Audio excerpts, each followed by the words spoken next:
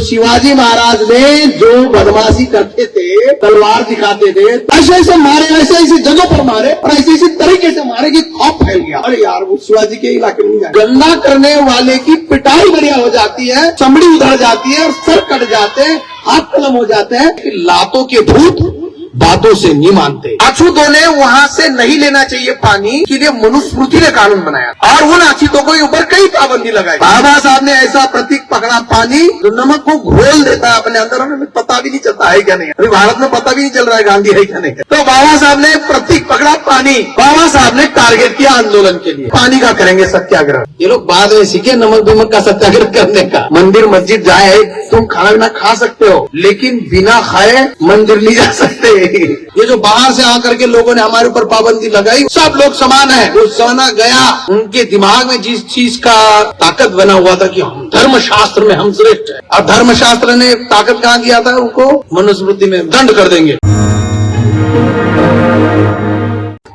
वो वंदन करता हूँ और बाबा साहब के गुरु राष्ट्रपिता ज्योतिबा फूले, उनके गुरु संत कबीर, तथागत गौतम बुद्ध और हमारे महामानवों की श्रृंखला में क्रांति ज्योति सावित्रीबाई फूले, फातिमा शेख, जीजा माता और अन्य हमारे महामानव जिसमें महिला पुरुष दोनों शामिल हैं, उनको वंदन करता हूँ।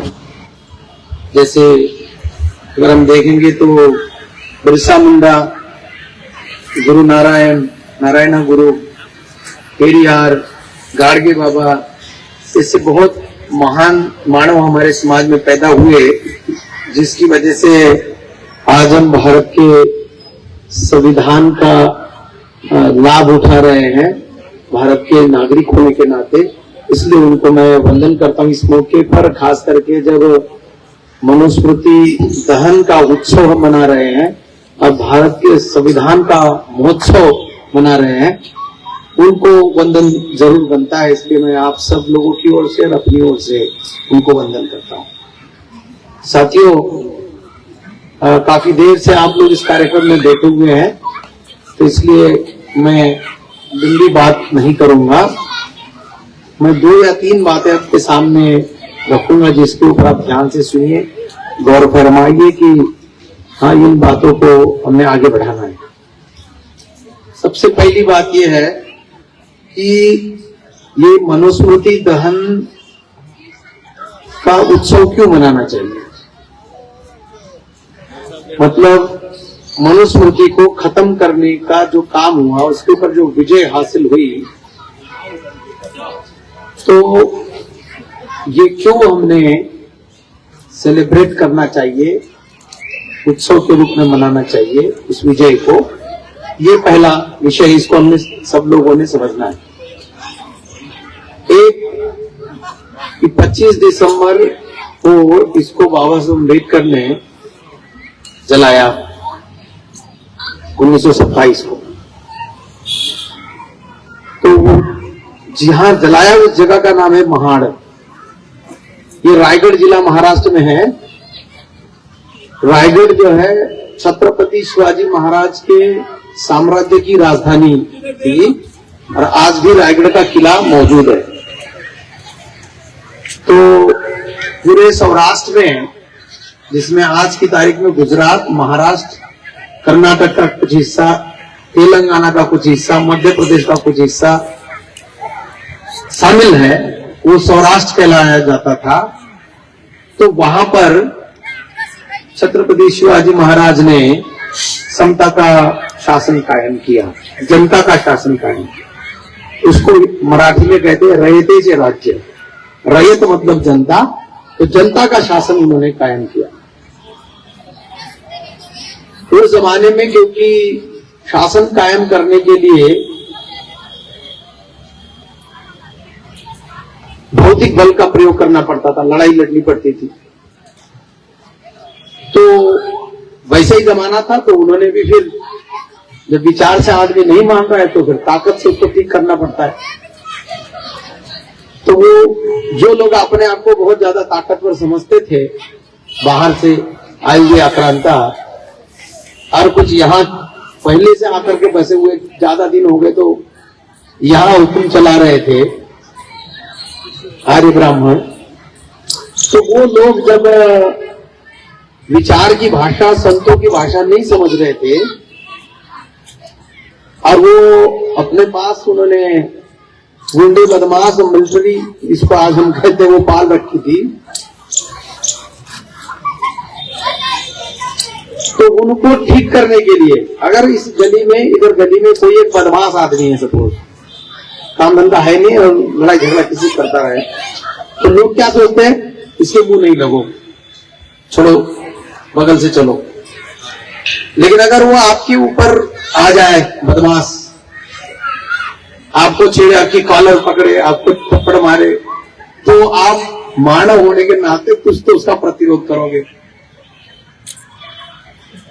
इतना नहीं, कुत्ते को भी मारेगा तो कुत्ता भी प्रतिरोध करेगा, है ना, वो भी भूखेगा, वो भी काटने की कोशिश करेगा, भले उसको बाद में वो मार सके, उसको पत्थर मारे, कुछ करे, लेकिन कुत्ता भी उसका विरोध करता है। तो इंसान तो बड़ी चीज है।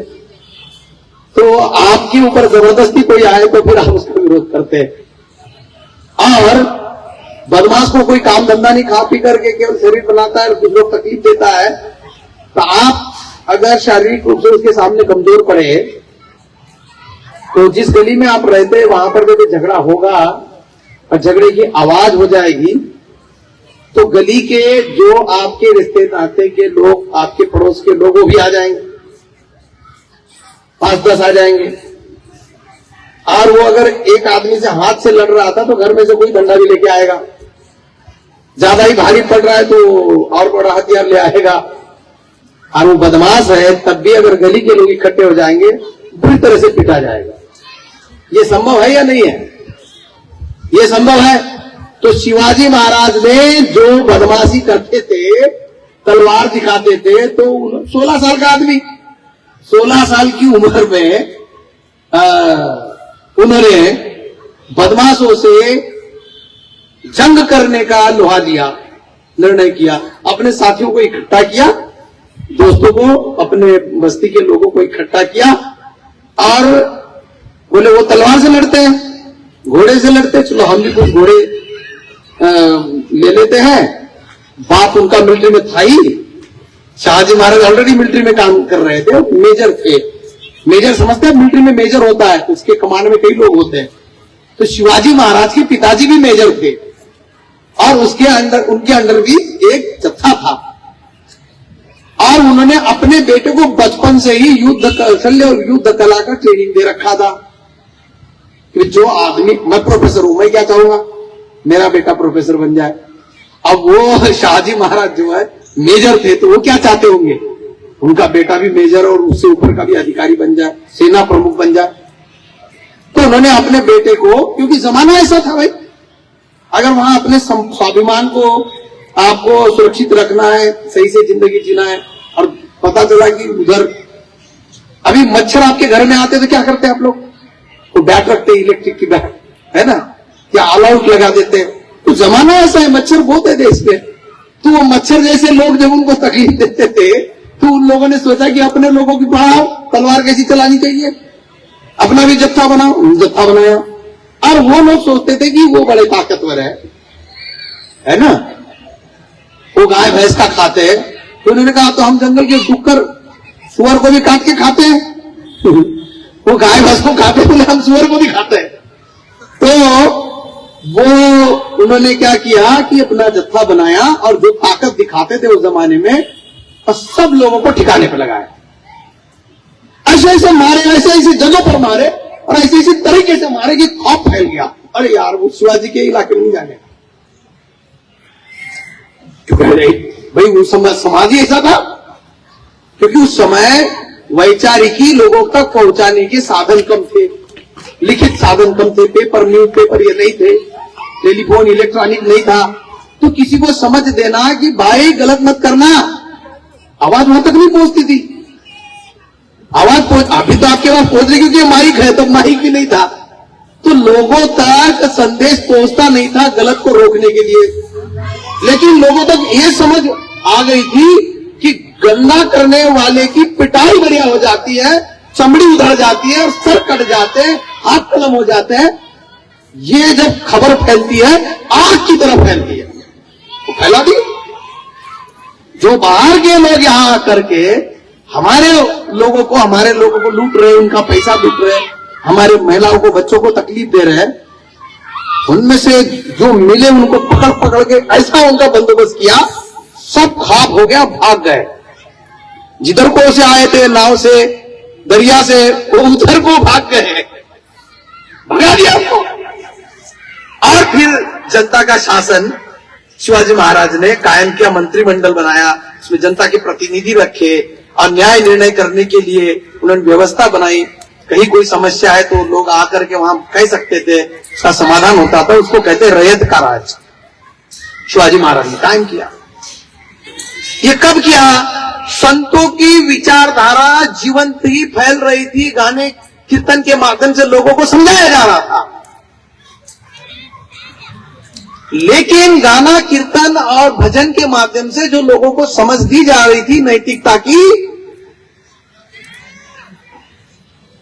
वो होते हुए भी कुछ लोग जो विचार को नहीं मान रहे थे, ताकत ज्यादा दिखा रहे थे।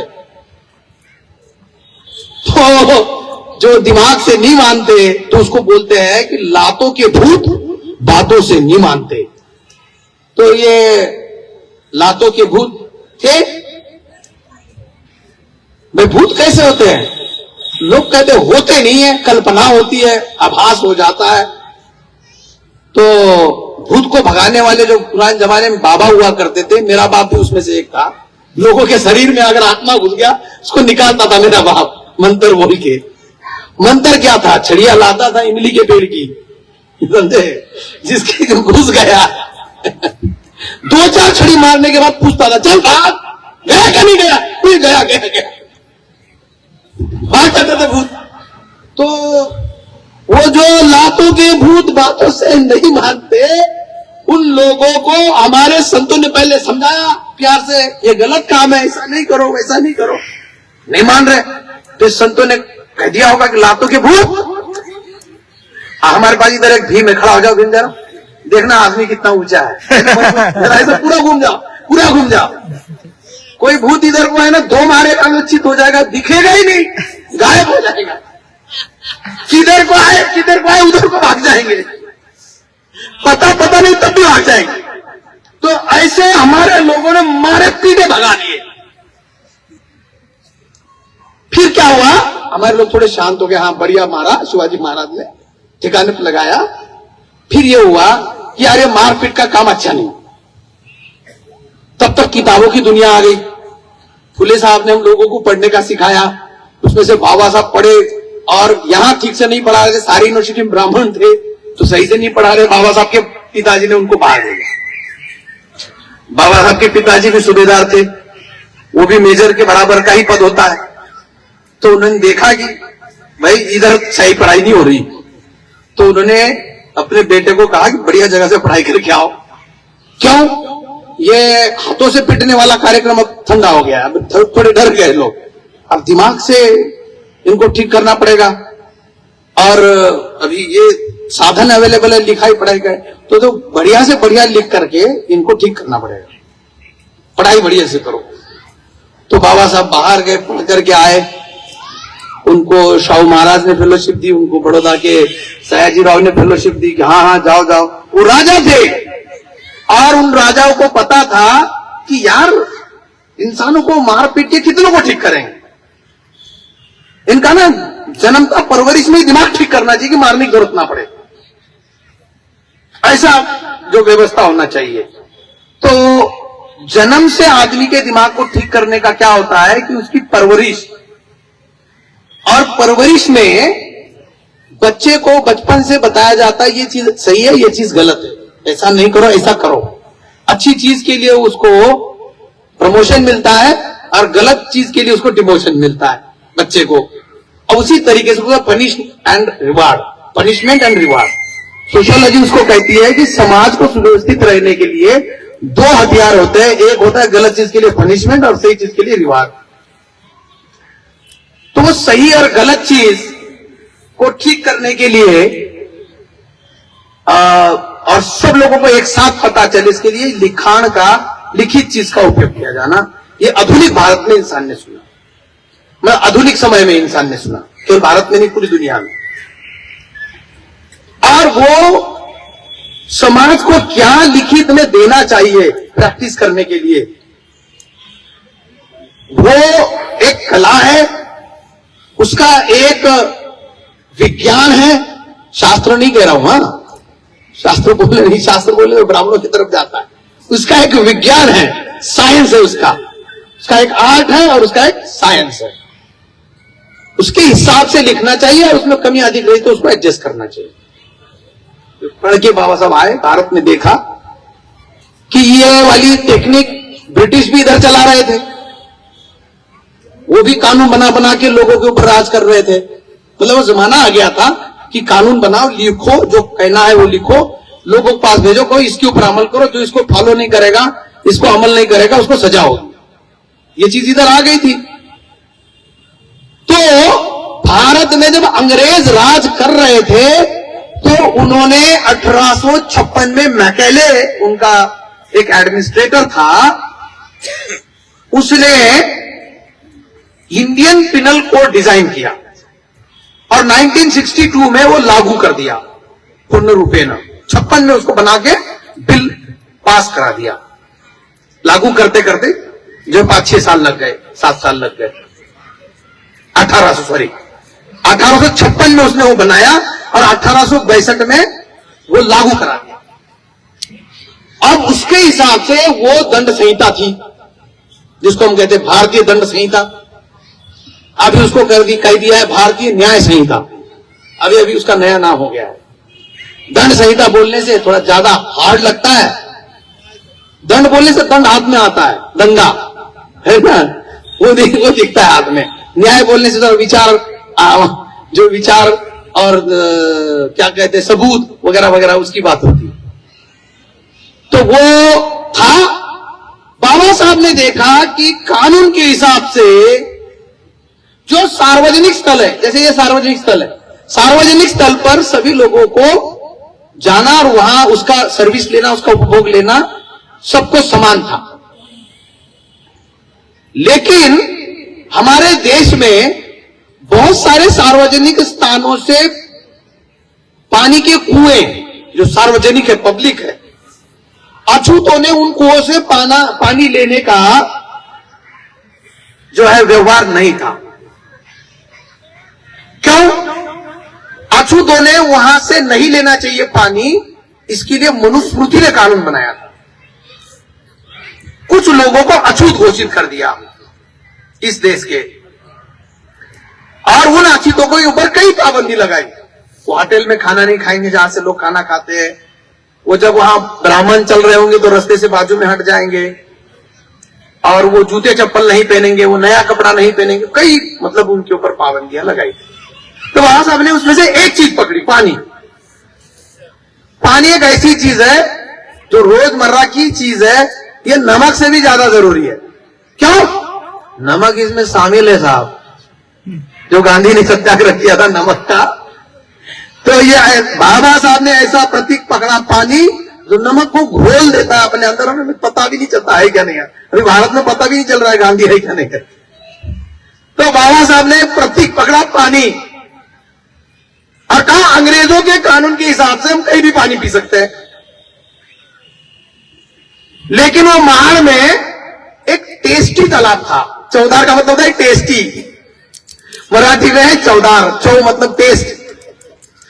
तो एक टेस्टी तालाब था, अभी भी है वो, और वो पक्का बिल्ट बनाया, पत्थर से बनाया हुआ वो सरोवर था। तो वहां का पानी उधर के अछूत लोगों को पीने की मनाही थी, वो नहीं वहां से पी सकते, अपने जानवर भी वहां नहीं। वैसे कोई पानी ज्यादा नहीं पीता था, ऐसे तालाबों में जानवर पानी पीते हैं और कपड़े पड़े धोने के लिए लोग जाते हैं।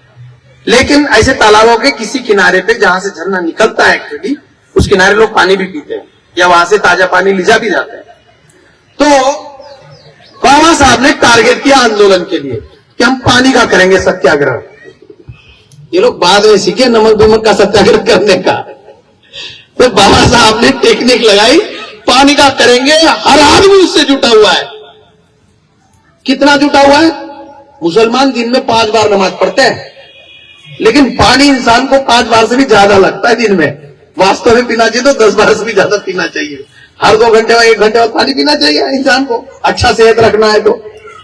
अब बिना पानी के खाना भी नहीं पकता। एक आध बार बिना आराधना के खाना खा सकते हो, है ना। बिना मंदिर मस्जिद जाए तुम खाना बिना खा सकते हो, लेकिन बिना खाए मंदिर नहीं जा सकते। वो अगर 2-4-10 दिन आपको खाना नहीं दिया तो पढ़ने लायक नहीं रहोगे। तो इसलिए उन्होंने पानी का विषय बनाया, और पानी का विषय बना के उसका आंदोलन किया। सारे महाराष्ट्र से लोगों को बुलाया, जितने अछूत थे, केवल महार चमार नहीं, जितने अछूत थे। 56 जाति है महाराष्ट्र में अछूतों की। और अछूतों के अलावा जो शूद्र जातियां है ओबीसी की, उनके जो बुद्धिजीवी लोग थे, उनसे भी बाबा साहब ने बात की कि मामला इनका है, लेकिन ये तुम्हारे लोग हैं, ये तुम्हारे तो भाई है, शूद्रों के तो भाई अछूत है, इतिहास तो यही है। तो इनके इस आंदोलन में आपका भी समर्थन चाहिए। तो उस समय महाराष्ट्र में सत्यशोधक समाज फूले साहब ने स्थापित किया था। उसका नेतृत्व कुर्मी जाति के लोग करते थे, कुर्मी माली जाति के लोग करते थे उसका नेतृत्व। तो उनको बाबा साहब ने कहा कि तुम्हारा आना जरूरी है। अभी फूले साहब नहीं है, लेकिन तुम फूले साहब के वारिस हो, संगठन चला रहे हो, तो तुम सब लोग उस आंदोलन को समर्थन करो। अब वो भी बाबा साहब का लोहा मानते थे, उनकी विद्वत्ता को मानते थे, उनके ज्ञान को मानते थे, उनके विचार को भी मान रहे थे। तो वो लोग भी शामिल हो गए। और महाड़ में चौदार तालाब मतलब टेस्टी टैंक, चौदार तालाब मतलब टेस्टी। अभी टेस्टी क्या होता है, घरों में बच्चों को पूछो, बोले चिकन टेस्टी होता है है ना। तो वो टेस्टी तालाब के पानी का कार्यक्रम उन्होंने बनाया, लोगों को वहां पर इकट्ठा किया और वहां पर गए और पानी को हाथ लगाया, पानी उठाया, लोगों ने पानी अच्छी अच्छी जगह से जहां मिलता है पानी पिया। लोग देखते रह गए, है ना। ब्राह्मण लोग जो इसका विरोध करते थे उनको कहते थे तुम उधर जा नहीं सकते, वो देखते रह गए। क्यों? कानून के हिसाब से जा रहे थे, है ना। तो कानून के हिसाब से जा रहे थे बोलने से कानून वाले आदमी को ऐसे ही लोग कर देते हैं। जागृति ने वैसे भी काला ये पहना है स्वेटर और भाषण यहाँ दे रही थी, बड़े जोर जोर से देखा आपने। वकील है जागृति किशोर, तो कोई वकील आदमी से पंगे लोग लेते नहीं ज्यादा। तो बाबा साहब भी वकील थे। तो जब बाबा अम्बेडकर वहां पर है और वह सब सत्यशोधक समाज के भी लोग वहां पर है, कौन हाथ लगाए उनको, तुरंत जेल में भेज दे। तो वो लोग देखते रहे, कुछ नहीं कर पाए। वो ये सोचते रहे कि इनको मारेंगे वाला, हमारा नियम तोड़ा, ये हुआ वो, तो दांत खाते रह गए, करे कुछ नहीं पाए। जब ये एक्शन कर दी और वहां भाषण दे दिया, समझा दिया कि गलत है, सब लोग समान है, वो जमाना गया। ये जो बाहर से आकर के लोगों ने हमारे ऊपर पाबंदी लगाई, वो जमाना गया। अब समता का जो है शासन है सारी दुनिया में, यही चल रहा है। वो बुद्ध का विचार। तो तब गए वो लोग। तो चूहे को जब पता चलता है मालिक आ गया, तो चूहा क्या करता है, घर खोला दरवाजा, चूहा घर में हुड़दंग मचा रहा है। मालिक घर में आते ही चूहा क्या करता है, बिल में घुस जाता है। तो बिल में घुस गए। फिर बाबा साहब ने सोचा ऐसे से काम नहीं चलेगा, बिल में घुसे हुए अभी ये ठिकाने पे नहीं आए, तो इनकी क्लास और लगाना जरूरी है ना। तो फिर बाबा साहब ने कहा ये किस बल पर ये हुड़दंग मचाते हैं, कि इस बल पर चूहा घर में हुड़दंग मचाता कि मुझे कोई देख नहीं रहा, मैं चुपके से अपना काम कर रहा हूं, मैं इस चीज के पीछे छुपा हूं, मैं उस चीज के, कभी ओबीसी के पीछे छुपा हूं, कभी मैं शेड्यूल कास्ट के पीछे छुपा हूं, कभी बाबा साहब के पीछे छुपा हूं। अब हम देख रहे तुम विदेशी आर्य ब्राह्मण हो, दिख रहे हैं हमको। तो बाबा साहब ने सोचा ये चुप रहे, जिस चीज से इनको बल आता है, किस चीज से, अंधेरे से इनको बल आता है। मैं उजाला, देखो यहां ये मशाल, मैं अभी उजाला कर देता हूं, लाइट लगा देते हैं, इनकी दिमाग में लाइट लगा देंगे। तो इसलिए बाबा साहब ने दूसरी सभा रखी मार्च में, ये दिसंबर में किया, फिर मार्च में बाबा साहब ने दूसरी सभा लगाई, वो 25 में किया था। 25 के दिसंबर में ये जो है पानी पीने का काम किया, और 27 की मार्च में 27 की दिसंबर में ये मनुस्मृति जलाई, और फिर उसका फंक्शन भी रखा मार्च। तो जब ये घोषणा की कि अब जो है दूसरे फेज में आंदोलन चलाया जाएगा, हर लोगों को इकट्ठा किया, उसमें योजना थी कि वहां पर मनुस्मृति चलाएंगे। तो फिर जब उनके दिमाग में जिस चीज का ताकत बना हुआ था कि हम धर्मशास्त्र में हम श्रेष्ठ है, और धर्मशास्त्र ने ताकत कहां दिया था उनको, मनुस्मृति में दंड कर देंगे, दंड, तुम्हारा दंड देने का वो जो हथियार खत्म हो गया, पटाखा फूट गया, अब कुछ बचने वाला नहीं है। अंग्रेज ने अलग दंड वाला लाया, भारतीय दंड संहिता, तुम्हारा दंड खत्म हो गया। तो इसलिए बाबा साहब ने सोचा कि बहुत सारे लोगों को पता ही नहीं कि इनका खत्म हो गया, तो पता कैसे चले। जब पता करने के लिए कुछ ऐसी कृति करे, एक्शन करे, इस सब लोगों को पता चले कि आग की तरह फैले। तो आग की तरह फैलने के लिए आग ही जलाने का तय कर लिया कि आग जला देते हैं, आग की तरह फैल जाना चाहिए कि मनुस्मृति खत्म हो गई। अब दूसरा कानून चल रहा है, समता का कानून चल रहा है। पहले ब्रिटिश चला रहा, समता का कानून बनाया गया तथागत बुद्ध ने, चला रहे थे अंग्रेज, लेकिन सारी दुनिया में समता का विचार बनाया किसने, बुद्ध। तो जब सारी दुनिया में चल रहा है और ये अपने पे अड़े हुए, तो आग जलानी चाहिए।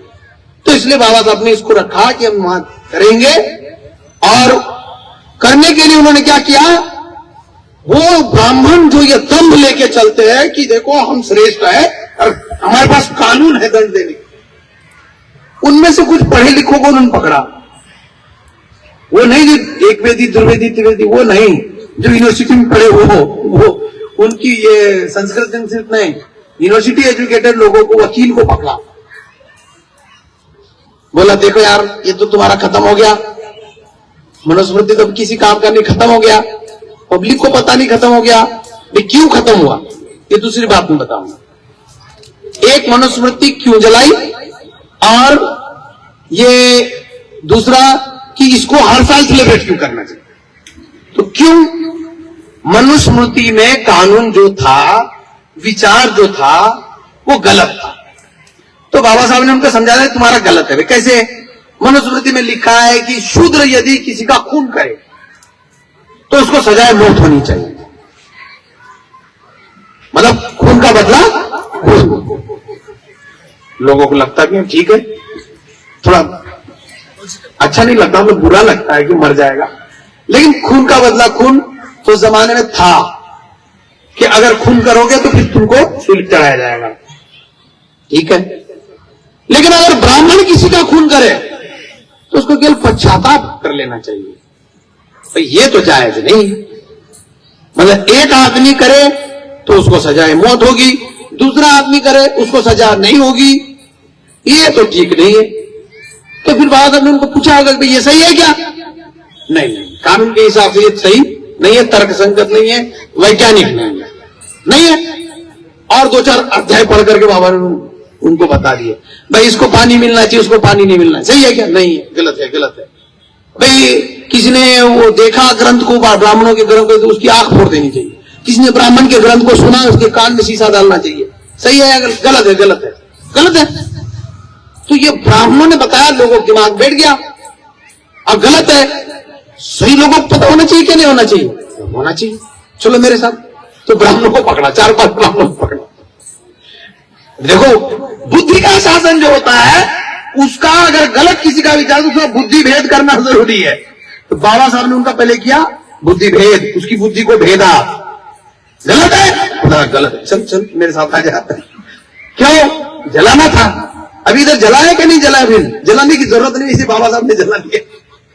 तो उसको बुलाया कि आओ और तुम जलाना, तो सब जगह पता चलेगा ब्राह्मण ने जला दिया। बुलाया बाबा साहब ने, मनुस्मृति जलाने के लिए ब्राह्मण ने उसको जलाया, ऐसा मैसेज जाना चाहिए। बुलाया बाबा साहब ने, बड़ा ऐसा मंच बनाया, उधर एक आग जैसा होली करते हैं वैसा बढ़िया कुंड, हुंड क्या बोलते हैं उसको, यज्ञ जैसा, वो बनाया उसको, और बाबा साहब कहते माइक में जाके पढ़ो, तो उसको माइक में वो पहले संस्कृत में पढ़ते थे जैसा है, जैसा अभी सुनीता जी पढ़ रही थी वैसे। फिर बाबा साहब कहते थे जरा इसका मराठी में अनुवाद करो, फिर वो आदमी ब्राह्मणी उसका अनुवाद करके बताता था ये ऐसे ऐसे ऐसे गलत इसमें लिखा हुआ। फिर क्या करना चाहिए, जलाओ। फिर उसको 6 घंटे तक जलाया, कार्यक्रम 6 घंटे चला। मनुस्मृति दानकार ब्राह्मणों ने जलाई भी, हमने नहीं जलाई, बजाओ ताली। मनुस्मृति हमने नहीं जलाई, ब्राह्मण ने जलाई। और ब्राह्मण ने कैसे जलाई, बाबा साहब अम्बेडकर ने उनको सलाह दी जलाओ, गलत है तो जलाओ। उन्होंने, ब्राह्मणों ने बाबा साहब की सलाह मानी। इसका मतलब क्या हुआ, वो पहाड़ के नीचे आ गए। जो अपने आप को बहुत बुद्धिमान समझते वो मान लिया ना, डॉक्टर अम्बेडकर सही बोल रहे हैं। तो ये लोकतंत्र में ये करना जरूरी है। जो लोग इधर उधर दिमाग उनका भटक रहा है, और जो लोग आतंक वितंक के बारे में, ताकत के बारे में, पावर के बारे में सोच रहे हैं और 50 साल तक शासन चलाएंगे बोल रहे हैं, तो उन लोगों को थोड़ा सा बिठा करके उनसे बातचीत करना जरूरी है कि तो बताओ तुम्हारा गुरु कौन है। तो पता नहीं पड़ेगा उनको, मतलब भारत में रहते हो या भारत के बाहर, आगे भी जाके थोड़ा पढ़ो बाबा साहब ने और क्या किताब लिखी है, वो तुम्हारे गुरु है। हमको तो गुरु बोलने के लिए हमको थोड़ा शर्म आएगा, है ना, वो शर्म आएगा कि यार हम तो पावर में बैठे हुए, ये लोग तो ऐसे ही पड़ा भिड़ा रहे, तो इनसे क्या सुनेंगे, ये वकालत कर रहे इनसे क्या सुनेंगे। लेकिन जब उनको बोलेंगे संविधान में लिखा है, अब वो उनको बहुत कुछ और लिखा है, संविधान में लिखने के लिए बहुत पहले किताब लिखा, फिर वो संविधान में लिखा, वो किताब भी पढ़ो, हाँ उसमें अच्छा अच्छा लिखा, पढ़ो उसको। उनको ऐसा बोलना चाहिए। इतना डायलॉग काफी है आज की तारीख में, ब्राह्मण से इतना डायलॉग काफी कि बाबा साहब की किताब पढ़ी गया, थॉट्स ऑन पाकिस्तान पढ़ा नहीं पढ़ा, पढ़ देखो समझ में आएगा, तब तुझे पता चलेगा कि भाई कैसे जो है देश के लोगों के साथ कैसा व्यवहार करना है, राष्ट्र कैसे बनाना है, तुमको सब पता चलेगा। तो ये साथियों, जब मनुस्मृति में सभी आदमी समान नहीं है, अलग लोगों के लिए अलग कानून बनाया, क्यों बनाया कानून अलग, ये एक बात बताऊं। जैसे विजेंद्र भास्कर जी इधर रहते हैं बगल में, और कई कार्यकर्ता हमारे यहां रहते हैं, सत्य प्रकाश जी रहती है वगैरह। तो मैंने देखा कि ये अपने मकानों में किराएदार भी रखते हैं। किराएदार होते हैं क्या नहीं लोगों के मकान में, जब बड़ा बड़ा मकान होता है तो मकान मालिक किराएदार के लिए और खुद के लिए एक ही नियम बनाता है क्या, बनाता है क्या भाई?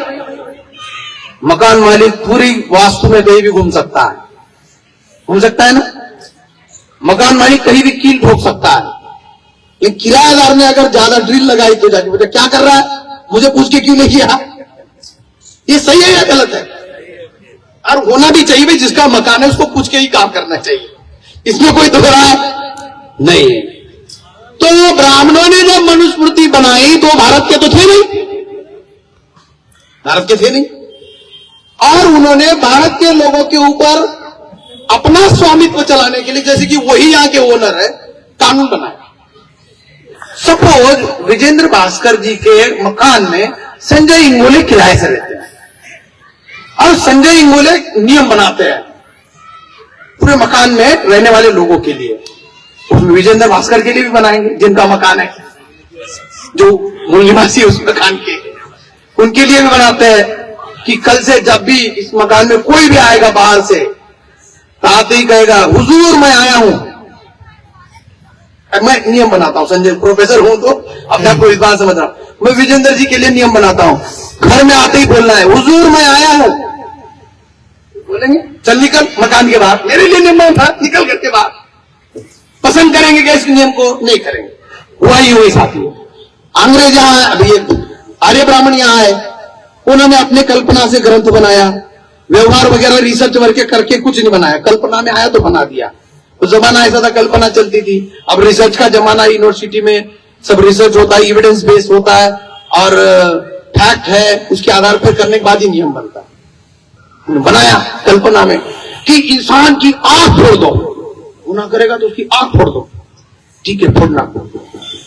अब बना बोलना कि एक आदमी जिसने किसी आर्य कन्या को देखा, माधुरी दीक्षित को सुंदर लगी, और उसने देखते ही देखते फिल्म थिएटर में माधुरी दीक्षित को आंख मारी। सपोज अपने भीम किशोर नहीं मारी आंख, उसकी बीवी या बेटी में बुरा न माने। उन्होंने कहा भीम किशोर ने माधुरी दीक्षित को पर्दे पे आंख मारी, और कोई आया बोला तूने ब्राह्मण कन्या को आंख क्यों मारी, तेरी आंख फोड़ देता हूं। सपोज कल्पना के लिए देखो, उसकी मतलब चेहरा मुरझा गया मोनिका का। भीम की आंख फोड़ी, मोनिका क्या करेगी? अरे तेरी खानदान की आंख मारू, ये सारे खानदान की फोड़ देती हूं तेरी। ऐसा हो जाएगा क्या? नहीं हो जाएगा। वो कानून किसी को पसंद आएगा? तो मनुस्मृति का कानून जो है वो लोगों को लगा है बहुत गलत कानून है, कल्पना के आधार पर बनाया, ये नियम वियम इसके ठीक नहीं है, फालतू है, इसलिए वो रिजेक्ट हो गए। लेकिन कॉमन आदमी को पता नहीं चल रहा है, गांव को देहात के आदमी को पता नहीं चल रहा। बाबा साहब ने सोचा आग की तरह फैलना चाहिए, इसलिए बाबा साहब अम्बेडकर ने उसको प्रतीकात्मक रूप से जलाने का कार्यक्रम किया, ब्राह्मणों के हाथों से जलाया कि समाज में संदेश जाए कि वो गलत कानून है। और वहां एक पत्थर का पिलर बनाया ऊंचा, ऐसे ऐसे ये पिलर है, और वो पत्थर के पिलर के ऊपर लिखा है जागृति का ये यज्ञ। जागृति किशोर बोला जागृति का ये यज्ञ निरंतर जलाए रखो, उसके ऊपर लिखा है। मतलब जागृति का, तो उन्होंने तो पिलर बनाया था ना, जागृति का ये जो उन्होंने बनाया विजय स्तंभ, ये हमेशा निरंतर जलाए रखो। तो जागृति की मशाल निरंतर जलाए रखो, ये लिखा उसके ऊपर। किसको कहा? बाबा साहब के जो अनुयायी इनको कहा। इसलिए साथियों, अगर हम बाबा साहब के सच्चे अनुयायी है तो हमको उसकी हर साल चर्चा करनी चाहिए। और अभी भी जिन लोगों को पता नहीं चला कि वो जलाने काबिल था इसलिए उसको जलाया गया, और वो अब नहीं है, उसके नियम अब लागू नहीं है, वो खत्म हो गए। ये संदेश लोगों को देना जरूरी है। अंतिम आदमी जिसको पता नहीं है उसको भी पता करवाना जरूरी है कि मनुस्मृति का कानून खत्म है, गलत कानून था और बाहर के लोगों का था, भारत के मूल निवासियों का नहीं था। ये संदेश फैलाने के लिए साथियों ये काम हमको करना जरूरी है। और ये भी समझाना जरूरी है कि जैसे मान लो मैं आपको सवाल पूछता हूं, ये आखिरी बात है मेरी, शौचालय को खुले में जाना चाहिए या घर में बने हुए शौचालय में जाना चाहिए? बताइए क्या बोलेंगे लोग? घर में बने। अभी आज के दौर में कोई आदमी सोचे यार कहे नहीं खुले में शौच करने में बहुत मजा आती है, तो लोग क्या बोलेंगे? तो अपने घर के सामने कर, तेरे घर में कर खुले में, ऐसे ही तो बोलेंगे उसको। तो आज की तारीख में ये रिजेक्टेड टेक्नोलॉजी है, आज की तारीख में ये कृति जो है अस्वीकारनीय है, इसको स्वीकार नहीं किया जा सकता। खुले में शौच करना स्वीकार नहीं है आज की तारीख में। वैसे ही आज की तारीख में मनुस्मृति शौच के बराबर है। शौच समझता है ना, ह्यूमन एक्सक्रीटा के बराबर है। हाँ, तो वो उसको घर में रखना चाहिए किए हुए शौच को। अगर मनुस्मृति शौच है तो फिर एक्सक्रीटा ह्यूमन एक्सक्रीटा है। हमारे मराठी में कहते गू है, गू नहीं तो बोलते गू को घर में ना करना चाहिए ना घर में रखना चाहिए। इसलिए लोगों को बताना जरूरी है ये गू है, टॉयलेट में डालो, बहुत सारा पानी डालो, लगा तो उसके ऊपर हार्पिक। तो इस प्रकार से उसके बारे में जागृति फैलाना जरूरी है साथियों। इसलिए इसको हर साल जलाने का काम करने का निर्णय हुआ। बाबा साहब ने ये लोगों को समझाया कि भाई ये गलत है, क्योंकि ये बाहर के लोगों ने भारत के लोगों के लिए बनाया था, तो विचार कोई व्यवहारिक नहीं था, वो तो खत्म हो गया। फिर वो खत्म हुआ, अंग्रेज भी गए, फिर हमने देश का संविधान बनाया। तो देश का संविधान बाबा साहब ने बनाया, तो उसके पहले क्या लिखा, किसके लिए है, ये किसने बनाया? ये विदेशी आर्य ब्राह्मण ने बनाया क्या? तो विदेशी आर्य ब्राह्मणों के लिए बनाया क्या? नहीं है। वो भारत के है क्या? नहीं। किसके लिए बनाया? भारत के लोगों के लिए बनाया, और भारत के लोगों ने बनाया। कितना बुरा उनको लगा होगा। सदन में बैठे हुए आर्य ब्राह्मण ही ज्यादा थे, और बाबा साहब ने शब्द सबसे ऊपर रखा, हम भारत के लोग। संसद में भी लिखा हुआ है कहीं ना कहीं, हर जगह पर लिखा, किताब हर जगह, हम भारत के लोग। जो भारत का नहीं है वो माइनस। इसका मतलब क्या? जो भारत का नहीं है उसको छोड़ दे। हम भारत के लोगों का ये संविधान है, बाहर के लोगों का नहीं है। इसलिए साहब वो कह रहे हैं कि ये हमें पसंद नहीं है। जायज है, जायज है, स्वागत है, स्वागत है। क्यों भाई? जब तूने बनाया नहीं, तेरे बाप ने बनाया नहीं, तू यहां का है नहीं, तेरे लिए नहीं बनाया, पसंद नहीं है। तुझे क्या पसंद है? वो ना मनुस्मृति, हमारे लिए वो भूल है। मनुस्मृति हमारे लिए भूल है, हम घर में रखते नहीं है उसको। जब अरे खुले में करते ही नहीं है, घर को तो खुले में करते ही नहीं है। वो जाकर के चुपचाप टॉयलेट में करते हैं, पानी में बहा देते हैं। तू अगर उसको पसंद करता है तो काहे को मुंह दिखा रहा है? चला जा अंदर, अंदर चला जा। जिधर से आया था, जिस भीड़ से आया था, उधर चला जा। इधर वो नहीं चलता। तेरी मनुस्मृति, तेरा कानून वो हमारे लिए गु है, एक्सरीटा है। वो पचा के फेंक दिया हमारे पुरखों ने, उसको पचा करके साबित कर दिया नॉट टू बी एक्सेप्टेड। वो खत्म हो गया।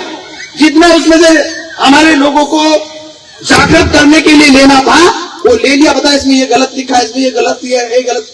आज भी उसका रेफर कर सकते, ये गलत लिखा है, ये गलत लिखा है। फिर आखिरी में बोला ये जला दिया गया है, ये काम की चीज नहीं। साथियों, इतनी व्यग्रता से, इतनी ताकत से, इतनी तीक्ष्ण भाषा से इसके ऊपर प्रबोधन करना जरूरी है।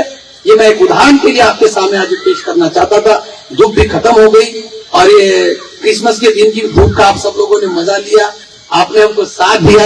इस धूप के बीच में हमने उसको जला दिया। ऐसा समझो इधर मैं भी जला दी। और वो ब्राह्मणों को भी याद करो, यहां जाने के बाद कोई पूछेगा कि अंबेडकर पार्क में मनुस्मृति जलाई, किसने जलाई? बोला कल्पना करो ब्राह्मणों ने जलाई,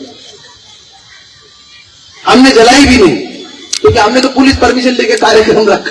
हम जलाएंगे, बोलेंगे इन्होंने जलाया। आप काहे को जलाएंगे? जिन्होंने बनाया जो गलत है वो जलाए। हम तो जलाने की कहानी बताने के लिए शादी करता हुआ है, और किसी को यह भी नहीं समझ में आया तो थोड़ा जला भी देंगे जब जरूरत पड़ेगी तब। धन्यवाद। MNK न्यूज नेटवर्क को सब्सक्राइब करें, लाइक और फॉलो करना ना भूलें। साथ ही बेल आइकॉन दबाकर जन जागृति की मुहिम में जुड़े रहें।